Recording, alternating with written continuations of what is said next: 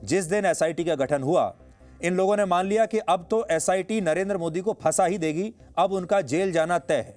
तो इन्होंने उसी दिन से सेलिब्रेट करना शुरू कर दिया था, उसी दिन से तालियां बजानी शुरू कर दी थी।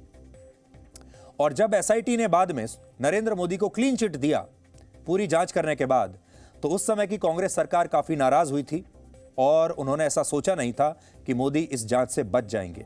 और उसके बाद फिर लोगों ने एसआईटी पर भी सवाल उठाने शुरू कर दिए। कहा गया कि नहीं, एसआईटी ने ठीक से जांच नहीं की। फिर इसको लेकर भी बहुत सारे मामले अदालतों में गए। अब उस एसआईटी की जांच को लेकर सुप्रीम कोर्ट, जो देश की सबसे बड़ी अदालत है, वो क्या कहती है देखिए। वो कह रही है, we express our appreciation for the work done by the team of SIT officials in the challenging circumstances they had to face, and yet we find that they have come out with flying colors unscathed. ये लिखा है इसमें।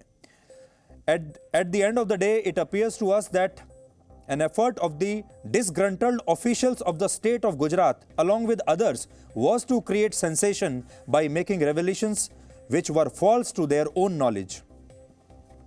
तो supreme court ने यह मान लिया है कि उस समय गुजरात सरकार के ही कुछ ऐसे अफसर थे जिन्होंने मोदी को फंसाने की कोशिश की थी, जिन्होंने इस पूरे मामले को सनसनीखेज बनाने की कोशिश की। उन्होंने ये झूठ बोला कि उनके सामने ये सब कुछ हुआ। उन्होंने ये झूठ कहा कि वो आई विटनेस हैं और सुनी सुनाई बातों को उन्होंने प्रचार करना शुरू कर दिया इस मकसद के साथ कि नरेंद्र मोदी इसमें फंस जाएंगे। ये क्यों हुआ?